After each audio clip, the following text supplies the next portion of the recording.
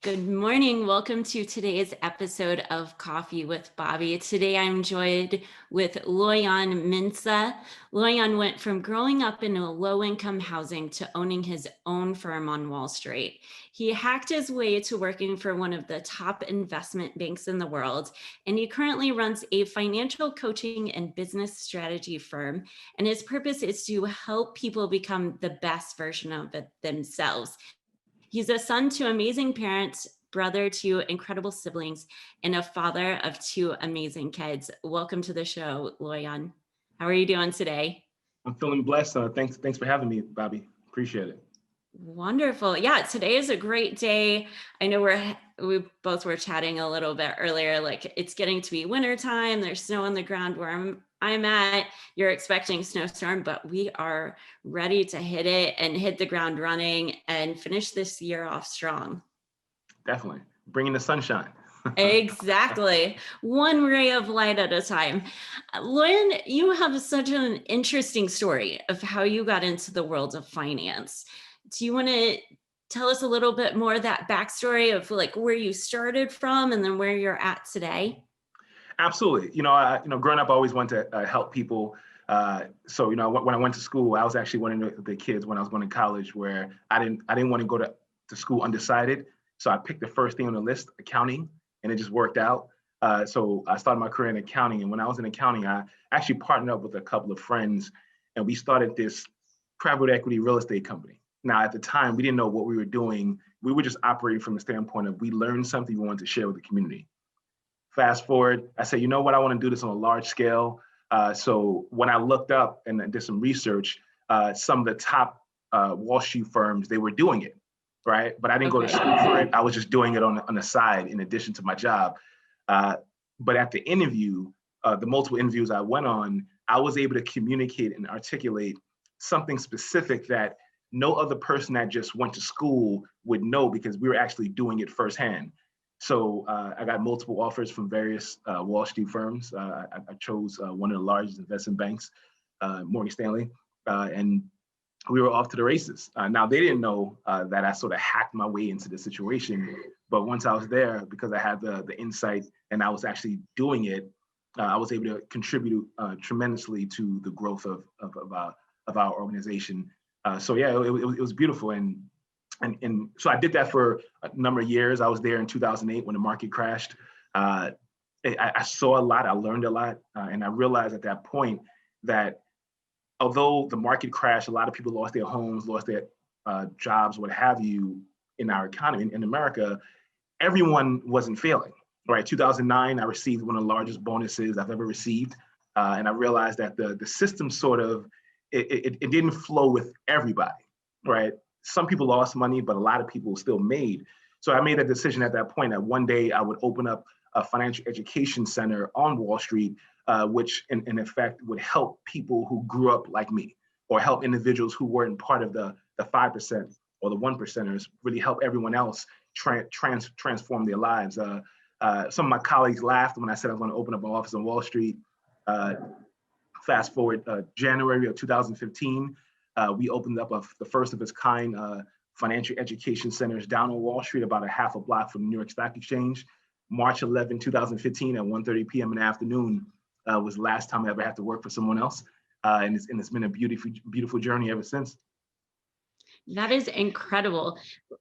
Now let's dig into a little bit of this hacking into Wall Street. You know, a lot of people who are in education currently, if you're going to school, you know, you're always trying to think of like ways to network to get that next job, you know. I mean, I did the same thing when I lived in Barcelona and I was finishing up my master's thesis and I was trying to come up with ways, how can I work in Europe? And I ended up sitting at the hotel lobby bar where most of my friends worked. And it was next to one of the main convention centers. And I would just talk to people all day long and be like, oh, what do you do? Oh, any way I can tie in my life to get a job. So that's very interesting that you sort of like took your own initiative of saying, you know, I want to get to this point on Wall Street. What can differentiate me from others? So was this like your own idea or did you guys sort of group effort between your friends? It was me because my other buddies, they're more on the real estate side, so they went. They were fully entrepreneurs while I actually continued within being employed. But for me, I realized even growing up, right? I grew up, single mom, 4 kids, New York City, South Bronx, projects, right? We didn't have much growing up, but my mother still made it happen. So, being able to see that as the youngest of 4 and seeing a powerful woman make it happen in spite of it all. And, she was able to purchase a home and it helped us get out the projects. I realized that if she was able to do that, there was no way that I wouldn't be able to, with the support of family and support of, close friends.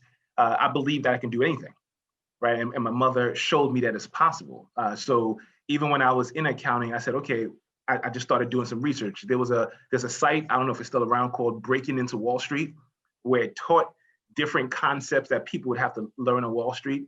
And then I actually interviewed at different staffing agencies, right? And my conversation with them was, who are the top firms on Wall Street?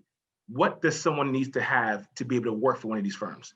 So I was, in essence, doing my due diligence. They didn't know, but I was figuring out. They would send me to interviews with companies that I didn't want to work for, but I was doing it just to learn how to get into the larger firms. And then I would take that information, go apply it, learn these items. And then when I came back to certain staffing agencies, I would package myself. I adjusted my resume and I packaged myself as someone who knew the information, because I did. And then once I finally had a shot at I interviewed with Blackstone, Morgan Stanley, and a couple other firms. By then, they were in love because I was fully prepared for the opportunity. So I believe preparation is everything. That's amazing. And like you said, nothing is impossible when you trust that it can happen, when you believe that it can happen. And you're just like, there's nothing going to stop me. I'm going to reverse engineer how to get there, and I'm going to get there. So, Absolutely. what was the point for you that when you were digging into this, like you want to do it on your own and start working for somebody? What was that turning point like for you? I was just tired of, it's going to sound pretty fun. I don't like people telling me what to do.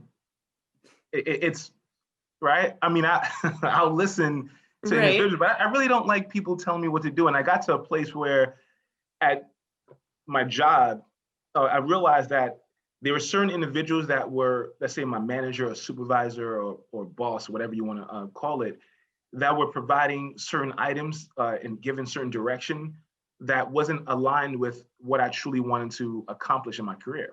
But I had to listen and be respectful because I was at the job. So I said to myself, what do I need to do to remove myself from this situation? Now, I always had that in my mind because the first book I ever read in my life in its entirety was after I graduated from college, and it was June of the year I graduated from school. It was Rich Dad, Poor Dad, right? So I learned about the cash flow quadrants, and I always wanted to get to the business owner investor, right? I knew a job wouldn't do that. So through the process of me working, it was always to buy my way to freedom. So like that was always in my mind. I just knew that I had to be patient enough and really study and pay attention so that I can create resources, in essence, to buy my way to and I'm gonna say freedom. I mean, from the standpoint of being able to create the opportunities and own my time. And that essentially is freedom. A lot of people are like, what is freedom and so forth. And when you have that experience, whether it's a taste of it at one point in time, or you, like you said, you just got tired of having somebody tell you what to do. And you're like, man, I can't sit at home and have a longer coffee time. I've actually got to get on the road and make it to the office by 9. I mean, I can totally relate to that where, there's days on events and then you get burnt out of it and you're like, I just want to have control of my time again. And you found that, and you found out how to figure out how to get there. And I want to dig into like your brain a little bit, because I already see this mindset of from when you hacked your way into Wall Street while you were in college to then you see it as, okay, well, now I'm sick of this. How am I going to get to that next level? And you break down the building blocks. if somebody is out there right now listening, like, how do I wrap my head around this to reverse engineer? Do you know how? I guess, have you ever looked at how your mind works in that aspect of like breaking down those barriers? Interestingly enough, and that's a great question. I started doing that more this year, right? Because this year is a great year of being still and really observing life and figuring things out. So for me, I would always, all right, so my mom never told me I couldn't do something, right? It was always, she taught me many principles, but two things that stood out. One was to surround yourself around people smarter than you, right? And second was to treat people how you wanted to be treated, right? So those two things stuck with me. So I knew I didn't know everything, but I knew there was people out there that knew more than me. Mm-hmm. So if I wanted to, so say for instance, I wanted to be on Wall Street. So what do I need to do? I need to figure out who's there, figure out how to get access to them. So it was all about access, right? So that site, I just kept Googling and I came across the site Breaking Into Wall Street. And then I went to the different individuals who interview for these roles and said, what do I need to do to get there? Right. And they thought I was, and two particular individuals, they thought I was insane because my background from college technically wasn't to work in investment banking. Okay. But I knew it didn't matter what they thought. I just needed the information and I would be able to do the work. Right. So once I figure out, okay, this is I want to get here, then I said, okay, if I want to get to, let's say, Z, and I know I'm starting from A, what are the steps? So then I start to reach out to people who knew more than I did. And then through the journey, I told myself through the process that regardless of what happens, as long as I stick to the goal and I just keep pushing forward, eventually I would make it, right? But I had to show up as myself through the process though. And that was the key, stay authentic to me and know that my superpower was how I was raised. My superpower was the fact that I grew up in low income housing. My superpower was the fact that I didn't have the same upbringing as the other individuals that may have been there, but I didn't see that as holding me back. I saw it as a superpower because I can come from a different angle. And then through that, it allowed me to just step into any room and just be comfortable enough to have a conversation because growing up, one thing that growing up in urban city, you learn a lot. But one thing that stood with me was everyone bleeds the same, Mm-hmm. right? Meaning everyone is a human, right? Regardless of where someone is in their career or how much wealth they have, they're still a human being. So never be intimidated to have a conversation with someone or believe that you can be someone's peer because we're all human beings. And I just took that and ran with it, and now I can fly with it, and it's fun. For sure. I mean, like, you, with this knowledge that you have from growing up and putting it into every aspect of life, you can literally connect with anybody. And what I always say too is like, I can talk to CEOs, I can talk to professional musicians. I don't care how many followers you have. I don't care what your background is, VCs, you name it. And I always ask, because what's the worst that somebody can tell me? Yep. No. Like if they tell me no, okay, well, I'll just go knock on somebody else's door. And, that's the same mentality of, we all bleed the same. We're all humans, whether you're a CEO of a large investment banking firm, or have millions of dollars, or you have nothing. Like, we're all still people. We can all still sit at the same table and have a conversation. And I am so glad that you've found that to be your superpower. And you also mentioned being authentic to your true self. Now, when you were in it on Wall Street in the investment banking firm, not working for yourself, did you have a hard time staying true to your authentic self during that period of I don't know if you went through a period where you had to like try to fit in to the Wall Street mentality, or was that just pure knowledge and then you could still be yourself? It was a blend of both. Initially, it was a culture shock because I couldn't fathom walking down the hall and not saying hello to someone, or at least giving them a head nod. In the one of the offices that I worked out of, that was commonplace, and it was weird to me. So initially, I was like, okay, that's just how it is. And then I shifted, and I was like, man, that's how some of them are. Everyone was like that.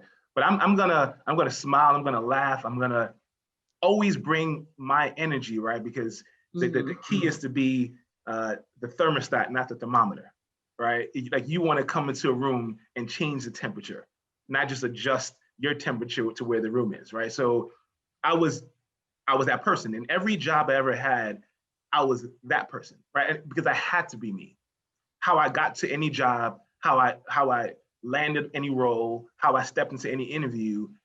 If I'm not me, who are they buying, right? And now, granted, as years go on, you learn more about who you really are, right? I'm still learning how to love myself, right? But the journey is beautiful, and the more I learn about me, the more I allow the world to really understand who I am. And it's okay if someone doesn't want to understand. I don't have to be at that job. And then once you create your own, then you could be you forever. Oh, I love that how you said that you want to change the temperature of the room, and having that energy and bringing it when you realize that, when you're a person who is upbeat and smiling and happy and wants to have that connection, when you're at that higher energy level and everybody else is sort of humdrum, I'm going to stick to my phone, I'm not going to look up from it, I'm just going to be in this one lane mentality. It's sort of like they're at a lower energy level and you're like, do I lower myself or no? And what I see is like when you start to lower yourself and then you turn into like, what am I doing? Like, this isn't me. This isn't happy. I need to go back to my higher energy state. Absolutely. And it allows you to just, when you operate from that place, it's tough to be drained because you're just flowing with this, just love, right? I say like I love energy. You're just flowing from a state where it's like, hey, I'm going to be me. And it's not about being rude. It's not about being aggressive. Any of those areas. It's really more so just about if your authentic self is warm, is loving, is caring. You want to light up a room. That's healthy. People may not see it initially, but they'll feel it eventually. Most definitely. Like, they may be resistant to that, but the more that they are around you, the more that they will feel it. 100% agree with you on that. So when you hit this turning point of starting your own business, let's dive into this a little bit. Were you wanting to get completely out of investment banking and into financial education? What did that look like? And what does it look like now for you? Definitely. So it's interesting because my entire career, in terms of what I do for work, it wasn't, granted, it was designed by the great architect God, right? But it wasn't like in high school I said I wanted to do what I do now, right? Even Right. how I chose my college program, it was the first thing on the list. And I was like, oh, math is cool and I like money, so accounting makes sense. So throughout the journey, I was just operating in flow. I didn't know what flow was at the time, but once I caught it, I was just operating in flow. So what I did know as a young child, I wanted to help people. That I knew. That was definitive. I saw how my mother did it. I wanted to help people. I didn't know how I wanted to do it, but I knew for sure I wanted to help people. And then when I realized, just in paying attention, that the more resources someone had, finances, and the more awareness surrounding money they had, it would help their life, enhance their life. Money is just a tool. It doesn't make you happy. It's just a tool. So if I was able to help people understand how to utilize the tool, understand how to have more tools in their tool belt, I believe I'll be able to make my impact in the world and really operate from my purpose. So my previous firm taught me how to manage large sums of money and I understand how the super wealthy, not just the wealth, but the super wealthy thought and operated and how they accumulated their resources. So, but I wanted to touch everyday folk. So in order to do that, I have to operate from a standpoint of financial education. And I knew that. So even when I was transitioning from Morgan Stanley, I was studying different companies just to see where I can leverage the other resources, because I was always big on leveraging other resources. So I came across a platform that just allowed me to be able to not just start from scratch, but leverage resources and access to some of the top financial companies in the world and be able to do it the way that I wanted to do it, from a standpoint of education, awareness, love, and through that process allowed individuals to be empowered to make the proper financial decisions, right? And these are individuals, families. I work with businesses. I even work with large companies, but I can touch everyone, because when it comes to resources, money, wealth, finances, it affects everyone. Definitely. And as we all know, especially during this time period, we all have this idea of money. And I know a lot of people, not personally me, because like growing up, my mom was in financial banking as well. And it was just like an everyday subject, like, here's your finances. This is what you got to do. We'll talk investment, things like that are everyday kitchen dinner conversations that we had that a lot of people don't have. But I know that money and finances are one of these taboo topics where, it's in the back of my mind, don't make me open online baking. I don't care what I have in there as long as the bills get paid. How do you sort of transition the mindset for people to, money is a tool and not this fear-based thought in the background? Definitely. We've employed the approach of helping people understand their relationship to money, right? And that's the piece, right? The relationship to money, right? So if you think about any interpersonal relationship someone has with a significant other, with a friend, with a parent, with a sibling, if you treat them the same way that you just spoke about money, that person, how would they feel?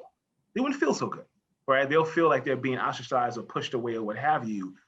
Money feels the same way, right? You have a relationship with money, right? And most times people don't think about it that way, but money gets jealous, right? If you don't treat money how it's supposed to be treated, it's going to go to someone else, right? So we like to have fun with it, right? We like to allow individuals to take the pressure away from thinking that money is this thing that I cannot have or I don't understand, and making it more personal, right? It's like, hey, you have this relationship to money. How does money feel about you? How do you feel about money? And when we start there, people are like, okay, they can grasp that concept. And then when you understand that their relationship to money, then we speak about their money story. You mentioned you guys would have conversations surrounding money at the dinner table, right? Some people have that, others don't, but understanding their money story, being raised, how was money spoken about, was this individual say, hey, money is the root of all evil. Like, how was that communicated? And based on that money story, we approach the individual or that family from that perspective, and then guide them from that process of understanding where they are and how they think about money and their relationship to money. And then from that place, be able to build. And when we do it that way, we've seen tremendous results, because we're not speaking about, hey, invest your money here, do this, do that. Because most people are like, whoa, I don't even, like, and you realize that it was because of previous financial traumas, right, that may have affect how they receive or understand money. And because of that, they've been pushing money, currency, energy away from them for all these years. And it's a huge psychology shift. So you're not only doing like financial education on how money is a tool, but you're doing this psychological shift on how you see money and how to get you from a place of, fully pushed to the side to a place of, oh, this is a tool. We can have the energy of abundance, if you may, and allow more of it into my life instead of going into somebody else's wallet, like you just mentioned. Yeah, because ultimately, and it can still go into someone else's wallet. But the beautiful thing is, if you operate from abundance, you realize that in America, money's printed, right? It's a piece of paper. It's printed, right? As long as trees are around, they can still print money. And even if, I mean, we need trees, but they can use another form to print. So it's, when you see it, it's an abundance. And then there's most of it is digital anyway, right? When you go to your bank account, you just see digitally some numbers, right? So Yep. once you operate from that, it's there, right? But money likes to be treated, right? It likes to be wine and dine, right? The whole thing. So you just want to make sure you don't treat money bad, because if you treat money good, money will treat you good, right? And you just realize that there's so much of it out there, and even if it's not enough, some people print more money. So because of that, there's resources there, and just become resourceful. Learn, apply. Don't be afraid of not knowing, right? It's okay to not know, because before we knew anything we know now, we didn't know it before. So if you just operate from that place, eventually you'll get it. Exactly. And you don't have to know everything in advance. Yep. And when you realize that, you come from a place of like, okay, it's okay for me to say, I don't know. And let's learn it together. Let's bring it to the table. And you mentioned it a little bit, and I want to touch on this topic of money and happiness. A lot of times we look at people who have millions of dollars, and if you haven't hung out with millionaires, you would think on the surface, because if they're buying luxury items and so forth, mentally they are happy. And let's sort of dive into this, because I've seen it. I've hung out with millionaires. I've seen people with private planes and still lack some of those family relationships that, we value as so important. And you can see on their face, like, they have all these material items, but happiness isn't truly there. Yeah, it's interesting that you bring that up, because even when I hear the word happiness, right? See, I see happiness and joy differently, right? Happy is in the moment, right? Joy is something that's sustaining, right? So I believe that most people, they don't realize it until they do realize it, that what we're really searching for is peace of mind, right? That's really what we're searching for. So regardless of how much money someone has, you have people in certain countries that, if certain first world countries looked at the individual like, man, that person is broke, right? But they have joy, right? They have happiness, they have peace of mind, right? And then you have individuals, as you mentioned, who have millions, possibly even billions of dollars, and they're unhappy, right? So you realize that money is not the thing that's going to make you happy or not, or joyful, or even have peace of mind. Money is just a tool, right? Peace of mind is an internal thing, right? So even in your quest to build resources, earn more money, make more money, have a great lifestyle, none of that is bad. But your ultimate goal should be, it'll help to be peace of mind. And when you figure out what brings you peace of mind, when it comes, like I say, children, family, friends, relationships, community, what acts of service, whatever brings you peace of mind, you focus on obtaining that, right? And if resources, money, wealth will help you or enhance it or speed up the process, you use it as a tool, right? If you buy a gift for somebody, a physical gift, eventually, even when we have phones, we have technology, eventually it gets outdated. But if you pay for an experience, you take your family somewhere, you go somewhere, those memories last forever, right? We're through life, everything's about memories, right? And that's why social media, it reminds us of the memories, not of the things, not of the money, but the memories. So that's really at the core of it. What I believe most people are really searching for or seeking, and money can help you get it, or it can help allow it to happen sooner, faster, or in a way that is more comfortable. But money is not the thing. It's not.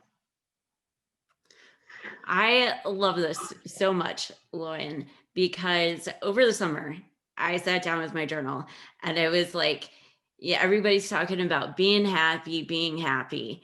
And then I was like, no, but it really is joy. And what is the difference in breaking it down?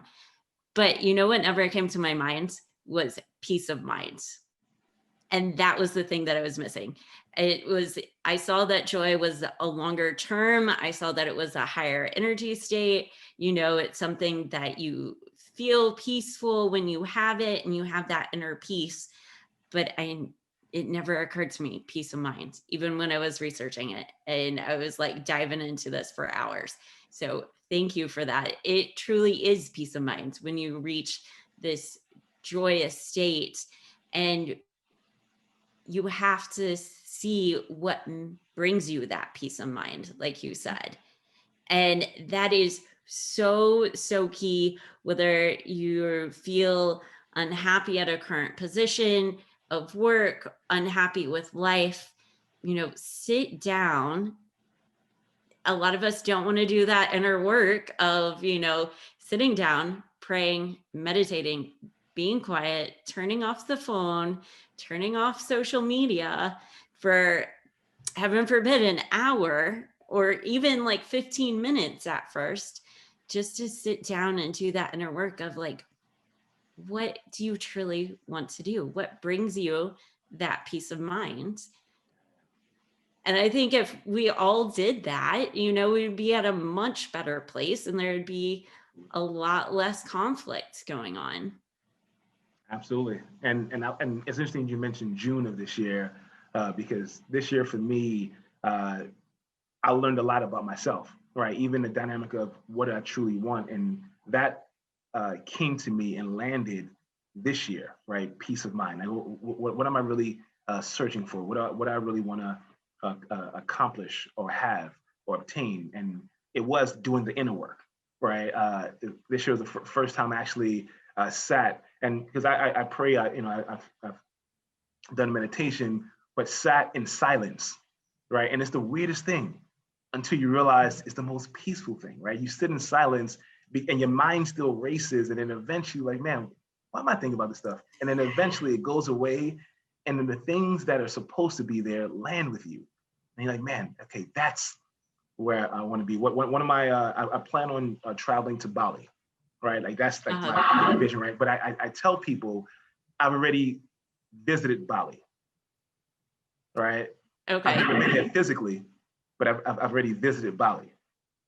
And once and for some people like, what is he talking about, right? It's because I've, similar to everything else I've ever done in my life, I've visioned it first, right? So I watched some on Instagram. I watched some things about Bali. I've paid attention, and then when I got into my place of stillness and the silent time, I felt how I would feel being there, and that experience, it came to me, right? So when I go there, I'm gonna be there. I'm like, man, this is familiar.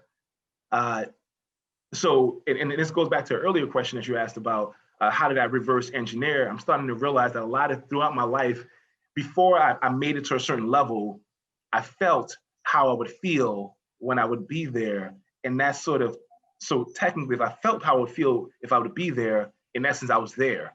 And I just had to go through the steps to be able to realize it in true self, in the physical state, or what have you. And I've learned a lot about that, about myself, about life. I've reflected upon a lot of ups and downs I had in my life this year. I don't regret anything that I've ever done in the past. I just reflect upon it, realize that all of it was a learning lesson, embrace it, enjoy it, laugh about certain things that was certain stupid mistakes I've made.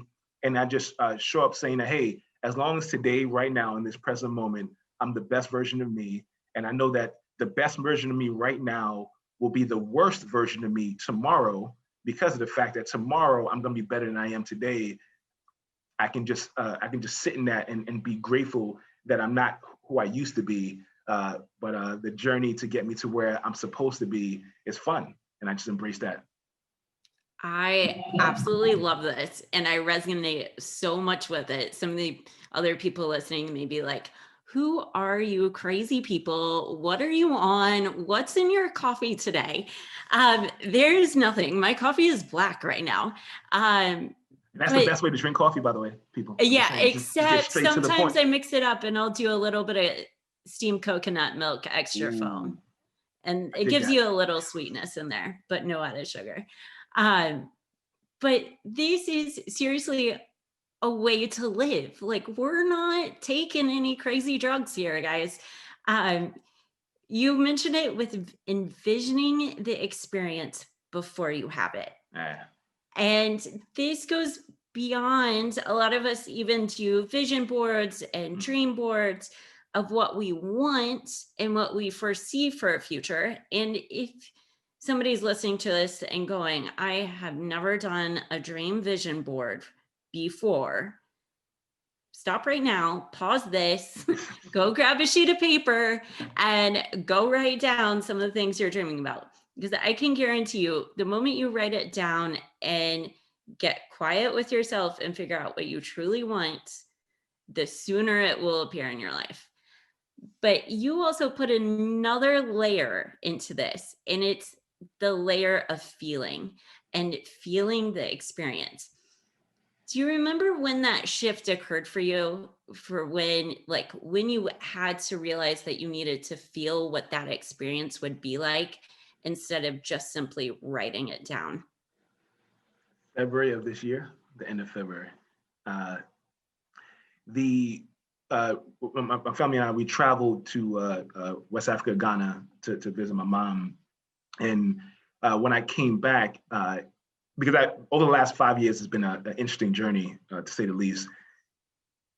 I realized at the point when we touched down, we got back to America, I got back to the States, the week after, I said to myself, there's 5 areas of my life that I'm going to make sure I focus on and elevate in this moment. And this is before quarantine. I told my it was vital. So it's physical, emotional, spiritual, financial, and mental. Right, those 5 areas I had to elevate on a daily basis and make sure every day I touch it in some way, shape, or form. So when I told myself this, I actually took a second and visualized how I would feel with all these 5 areas at the best capacity it can be in my life, right? And I was overcome with joy, right? I Uh, got emotionally, like I felt it. I was like, man, I need that, right? And then from that place, I started, working out more, right? I released over 50 pounds this year. Released, not I didn't lose weight Congrats. because weight is energy, right? So I released it because somebody in the world needed it, right? So I Hmm. released it to give it because it's abundance, right? I released it, right? Mentally, had clarity. Spiritually, I've elevated. Emotionally, I've learned more about masculine versus feminine energy and understanding that we all need both and we all need to operate with both. And then financially, it's been a very lucrative year, right? So from that standpoint, and then every day that went on, I got better and better. And then once quarantine hit, for me, I was like, man, okay, this is what I needed to really dig in and become better. So I like my entire space, in terms of I added more plant life. I added, instance, everything to make my environment better. And then fast forward, we are where we are today, having this conversation, and it was all based on awareness, right? Starting to listen to God, like what's happening spiritually, starting to understand that everything that I've endured to this place. So in February, everything I've endured previous to February of this year, it wasn't to put me down. It wasn't to defeat me. It was to actually elevate me if I pay attention. And then from that place, I used it as the energy. It's like a rocket ship, right? I use all that as energy to take off. And now we've landed to this day, in this moment, in this conversation, to be able to flow. I absolutely love this. And coming to a place of where you see and you can remember that exact moment of when things started to change for you. Like, I can so relate. And, you know, when quarantine started here, my boyfriend and I were in Indianapolis. We're like getting ready to go on a 7-month work project, like travel nonstop for 7 months. And going into it with before I signed the contracts, and this was like 2 weeks before Mhm. quarantines hit and COVID hit, I was like, I guess like we have to have money, don't we? But on the inside, I was like, oh geez, like I don't know if I can physically handle and or I guess more mentally handle it. Like I can physically handle the suitcase moving. I've done it for years. But mentally, I was in this new place of, I'm ready for something new. I'm ready to find that inner peace. And what does that actually mean? And when you have the time to like sit down and relax, when everybody was like, oh, contracts are on hold, I'm over here in my corner with my journal going, oh, this is a sign. Like, let's let's take this time, let's use it, let's figure out what life has in store for this year. And it's not one where we have to be in this mindset that everything has gone wrong. And like you said, everything in the past has happened for a reason, whether it's good or bad. And it's that experience is meant to elevate you to something else. And we're at this place where we're at having this conversation, and the world and God has an interesting way of putting people together. And Yeah. I've connected these dots so many times. And I love when it just like comes to mind. I just posted a video too of here on Facebook of Hindy's coffee that I'm actually going to be having a coffee chat with on Friday. And we were sitting at home talking about coffee bean plantations. And I was like, oh man, I wish I would have done it when I was in Oaxaca, Mexico, but I didn't have the chance. You know what type of coffee beans arrived? Mm. Oaxacan coffee beans. And I was like, Like this is meant to be. always. And like having these moments where you're just like, you just smile in awe and you're grateful. And you know that all of these experiences lead up to a place that can elevate you to that next level. Yep. And I feel it's so incredible, one, that you have found this.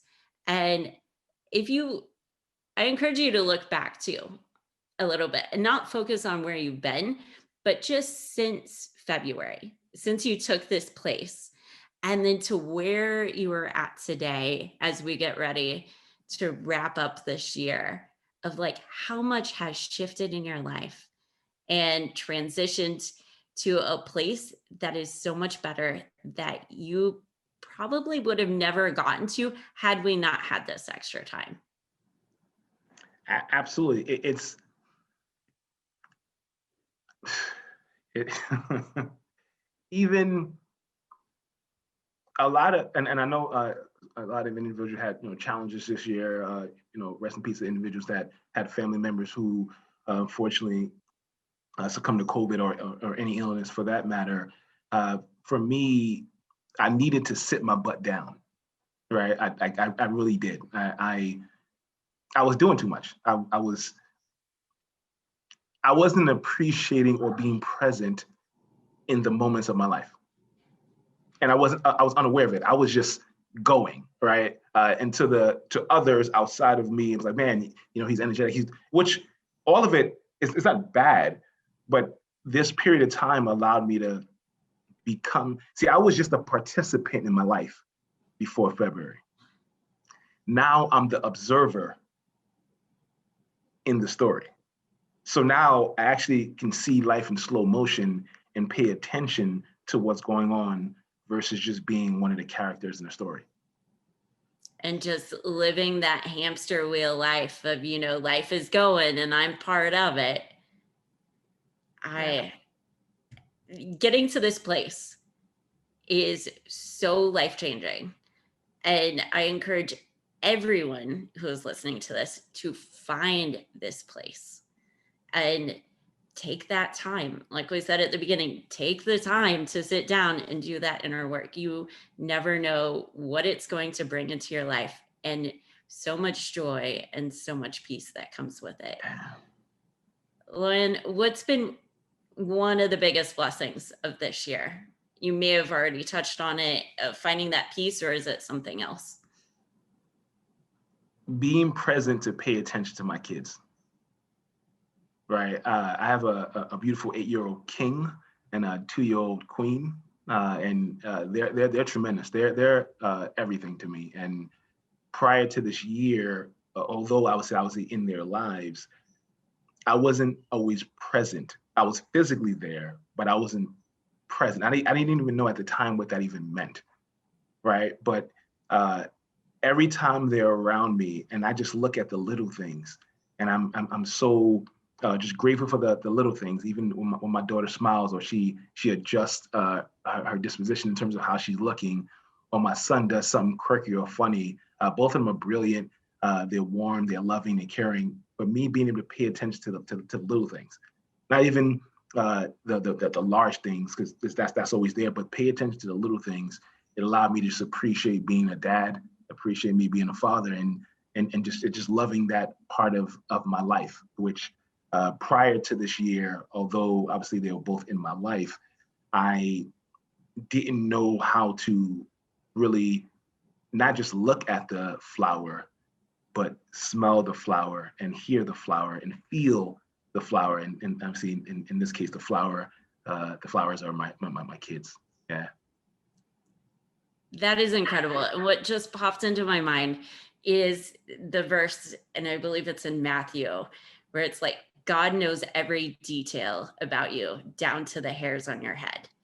And you, in your own way, have found that with your kids of learning and watching them and watching those small details. And it's not just like, for instance, if they're playing football outside, like, oh, they're playing football, the stats, when the hit occurred, the fine details in those moments.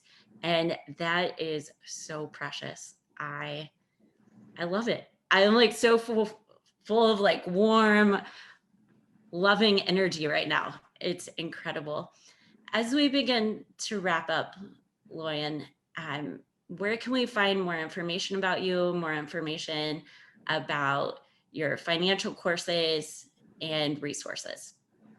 Great question. So, and I must say, Bobbi, even before it's been such an honor and privilege to be able to even be in this space and share this space with you, to be able to co-create this conversation. I don't take this lightly at all. And thank you for this opportunity to be able to share, to laugh, to just be present with you in this space. So I genuinely appreciate that. As it pertains to where individuals can find me, social media. So Instagram at Loyan Mensah, LoyanMensah. The same on Facebook and LinkedIn.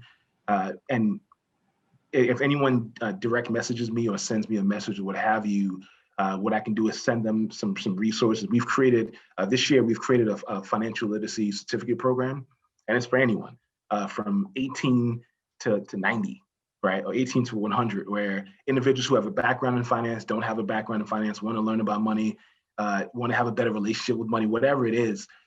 It's a 6-week program where we're breaking down everything you can think of and then some, right? And then we've also created, because everything is virtual now, we've created a virtual financial professional program, right? Where and we're teaching it from the space of financial education and that financial love and the relationships, like which I was speaking about earlier, where we can take anyone from 18 to 90 or 18 to 100, and we can literally, regardless of what state they are in, if they're in the States, help them get licensed, credentialed, and really have a better understanding of how to surround themselves around money. Because a lot of people either lost their job this year, got right-sized, downsized, furloughed.